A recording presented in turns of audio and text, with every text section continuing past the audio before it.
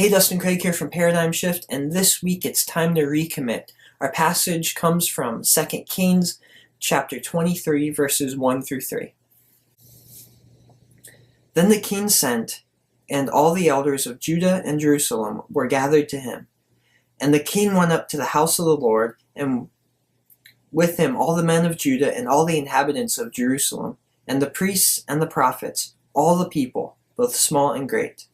And he read in their hearing all the words of the book of the covenant that had been found in the house of the Lord. And the king stood by the pillar and made a covenant before the Lord to walk after the Lord and to keep his commandments and his testimonies and his statutes with all his heart and all his soul, to perform the words of this covenant that were written in this book. And all the people joined in the covenant.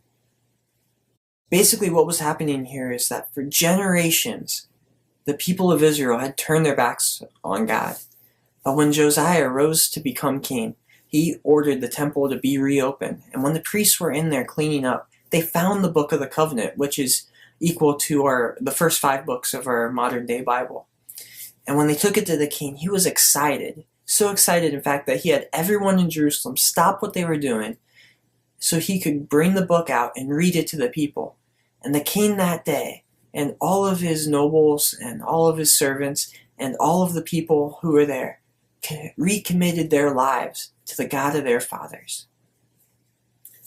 Now I think there is some important things that we can learn from this story for us here in America. The people we celebrate each and every month were followers of Christ, followers of this very same God. It started with the Pilgrims in November we celebrate. They came over searching for religious freedom. In December, Santa Claus, based off of St. Nicholas, who was a Christian who was famous for giving gifts to the poor. In January, it's Martin Luther King Jr., who was a pastor, not just a civil rights leader. In February, just yesterday, the Feast of St. Valentine, who is best known for healing the daughter of one of his jailers. Also this month, we celebrate Presidents Washington and Lincoln, who quite honestly probably talked about faith more than most pastors do today. Next month, it's St. Patrick, who served as a missionary to the very people who enslaved him.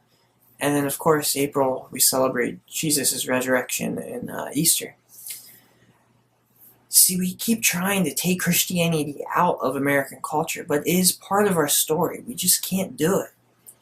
We need to accept the fact and own up to the fact that our country was founded and shaped by Jesus freaks, followers of Christ. The God of our fathers is the very same God as the people of Israel. Just as they recommitted their lives to the God of their fathers, we can do the same. We can be the generation that is known, that goes down in history books as the generation that turned back to God. That's what I want my legacy to be. That's what I want our generation's legacy to be. Let's be the ones who turn back to God, who recommit our lives each and every day. If we want to see this happen, if we want to see a revival in this country, it needs to begin with you and me, in our hearts, right here, right now. So I challenge you, if you are a Christian, turn to God each and every day. Make Him your highest priority. He is faithful. He has always been faithful, and He will always be faithful. And if you're watching this and you're not a Christian, I just want you to think about the people we celebrate each month. Think about the great men and women who rose up to make this country what it is, to give us the freedom to live the way we do and to worship the way we do and to do whatever, life, liberty, pursuit of happiness, to make this world a better place for our kids. All those freedoms that we have were given to us by great men and women who have sacrificed much, and a great majority of them were followers of Christ. So we can join in this too. The path of greatness is to give our lives over to Christ, to recommit ourselves to the will of God right here, right now. If you're with me, leave a comment. If you got a prayer request, leave a comment. I'd love to pray for you. This week, our websites are going to be down. We're redesigning some things. We got some really big announcements coming up, so definitely stay tuned. Hopefully next week or the week after, we'll be able to announce those. So just have a blessed week. Stay warm if you're up north like I am, and we'll see you here again next time.